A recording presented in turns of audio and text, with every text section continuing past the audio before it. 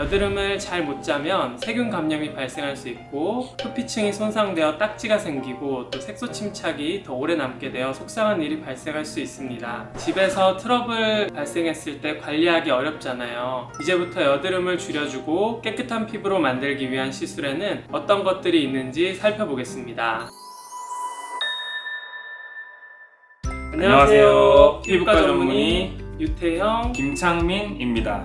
여드름이 심하게 나면 홈케어만으로 해결하기에는 무리가 있죠. 여드름은 화장으로도 잘 커버가 안 되고 짙은 화장으로 더 심해지기도 하고. 네, 맞아요. 또 여드름은 잘못 관리하게 되면 더 심해지고 흉도 정말 잘 남아요. 그래서 피부과에 꼭 내원하시는 게 좋거든요. 오늘은 여드름을 없앨 수 있는 피부과 시술에 대해서 한번 말씀드려 보겠습니다. 사춘기 시절에 여드름이 발생하는 주 원인은 호르몬의 변화로 인한 피지의 과분비와 그로 인한 모공의 막힘입니다. 피지선은 피부의 각질을 부드럽게 하고 피부를 윤택하게 하는 역할을 하여 피부를 보호해주는 기관입니다. 그러나 피지선의 기능이 다양한 원인에 의해서 과도하게 활성화되면 피지가 과도하게 분비되어 모공을 막게 됩니다. 이렇게 모공이 막히면서 세균이 증식하여 염증이 생기면 화농성 여드름으로 발전하게 됩니다. 아무래도 여드름은 호르몬 변화가 있는 사춘기에 많이 생깁니다. 사춘기에는 남성 호르몬인 안드로겐이 증가하면서 피지선의 기능이 활성화되기 때문인데요. 성인기에도 불규칙한 수면 습관이나 스트레스 때문에 여드름이 발생할 수 있겠습니다. 집에서 트러블 발생했을 때 관리하기 어렵잖아요. 이제부터 여드름을 줄여주고 깨끗한 피부로 만들기 위한 시술에는 어떤 것들이 있는지 살펴보겠습니다. 여드름을 줄일 수 있는 첫 번째 방법으로는 피부과에서 받는 압출 관리입니다. 근데 여드름은 그냥 짜면 되는 거 아닌가요?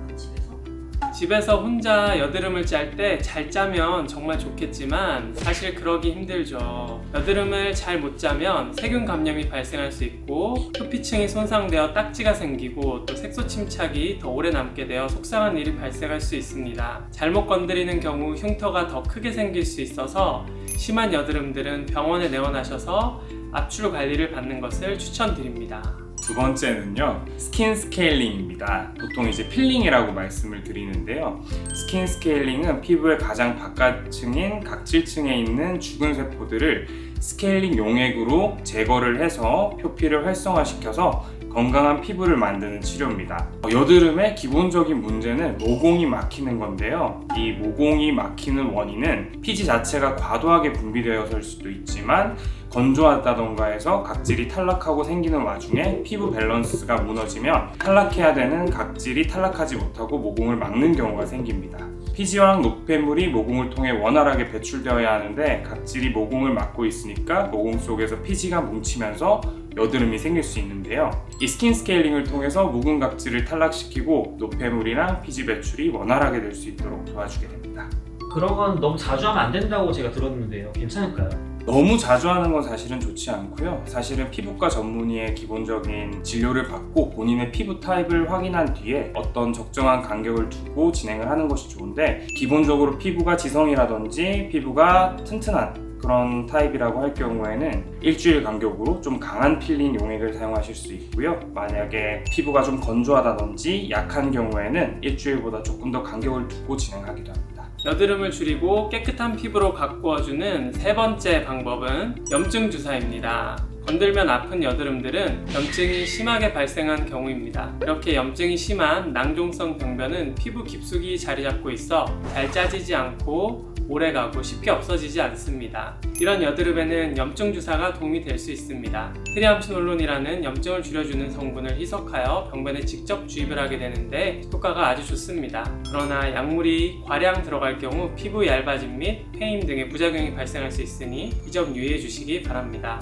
하지만 약물로 인해서 발생한 경우 대부분 일시적이며 시간이 지나면 저절로 좋아지니 너무 걱정하지 않으셔도 됩니다. 네 번째 치료하는 방법은 여드름 레이저입니다. 여드름이 생기는 기본적인 원인은 아까 말씀드렸던 것처럼 피지선에서 과도하게 발생한 피지가 모공에 쌓여 염증이 생기는 건데요. 그렇다면 피지의 분비량을 줄여주면 되겠죠. 피지의 분비량은 피지선의 기능을 떨어뜨려서 줄일 수가 있습니다. 그 중에서 여드름 레이저 시술을 이용해서 기능을 떨어뜨릴 수가 있는데요. 여드름 레이저의 경우에 레이저 조사 시에 에너지가 피부보다는 지방으로 구성되어져 있는 피지선에 먹히게 되면서 피지선을 파괴해서 피지의 분비량을 줄이게 되는 원리로 작동하게 됩니다.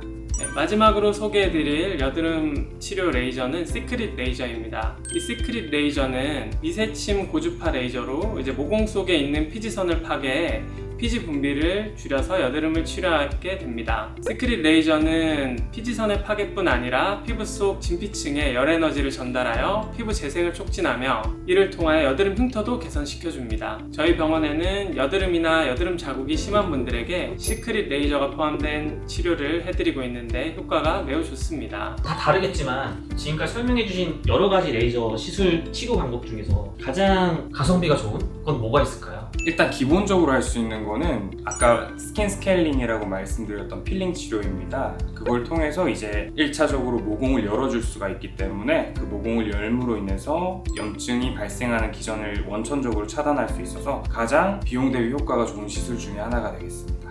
제일 좋은 거는 안 생기는 게 좋잖아요. 어떤 예방법이 있을까요? 예방이라고 하면 아까 모공이 막히는 게 가장 문제가 된다고 말씀드렸는데 피지가 모공 안에 쌓이지 않게 하기 위해서는 피부가 너무 기름기가 많아도 안 되고 너무 건조해도 안 됩니다. 그래서 적절한 강도의 세안제를 찾아서 사용하시는 것이 중요하고요. 그러고 나서 세안 후에는 피부 장벽이 어쨌든 약해져 있기 때문에 보습을 통해서 그것도 마찬가지로 내 피부에 맞는 것을 찾아서 사용하는 습관을 들이셔야겠죠. 그런 과정을 통해서 이제 여드름을 악화하는 걸 예방할 수가 있겠습니다.